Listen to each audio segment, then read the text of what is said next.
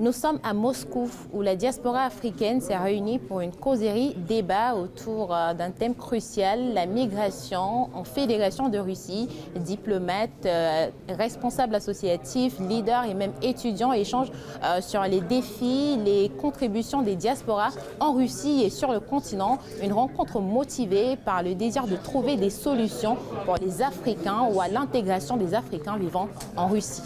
On allait présenter notre nouvel organe qui est OIGA, Organisation internationale de l'intégration de la jeunesse africaine.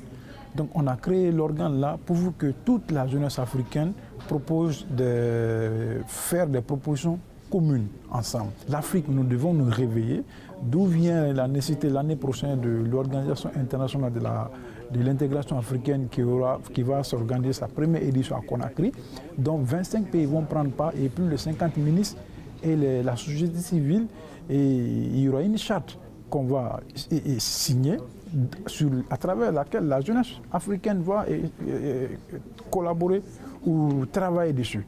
Donc on serait cadré en fait. Quand les ambassades se trouvent dans le pays d'accueil où se trouvent leurs compatriotes, une des priorités, surtout avec les nouvelles autorités guinéennes, c'est de s'occuper des problèmes de nos compatriotes. Je vais parler en tant qu'ambassadeur de la République de Guinée, pas globalisé, puisque tout le monde... donc, nous, tous les domaines, non seulement domaines culturels, économiques, les domaines de développement de notre pays, notre rôle, c'est de contribuer à créer, à stimuler ces domaines dans lesquels nos compatriotes du pays d'accueil sont en train d'évoluer. Donc c'est un de nos rôles principaux. La rencontre a principalement porté sur la lutte contre l'immigration clandestine et sur la nécessité de créer davantage d'opportunités d'emploi afin de faciliter l'insertion professionnelle des diplômés formés en Russie.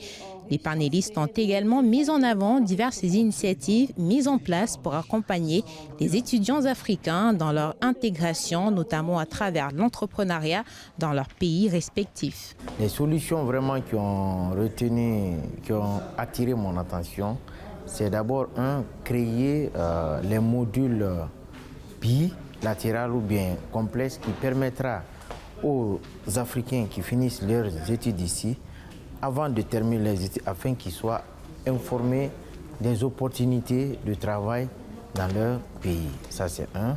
Et les modules de travail que d'autres ont proposés, afin de créer les plateformes d'échange, d'opportunités de travail et de propositions de travail de ceux qui finissent leur étude ici, afin qu'ils puissent rentrer au pays comme entrepreneurs et non un demandeur d'emploi. La diaspora africaine, en particulier, lorsque nous parlons de la diaspora africaine en Russie, c'est constitué 80% des étudiants.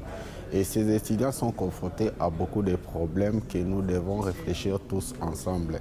Premièrement, c'est un problème des barrières linguistiques, puisqu'une grande partie vient des pays francophones ou anglophones qui doivent nécessairement, dès leur arrivée, d'être pris en, comment on appelle ça, l'intégration. Et ces situations qui posent beaucoup de problèmes dans notre société. Et c'est un vrai débat, c'est une vraie rencontre que nous devons exploiter tous ensemble. Alors à travers cette rencontre organisée par l'ONG APEC International, la diaspora africaine veut transformer ses difficultés en levier d'action.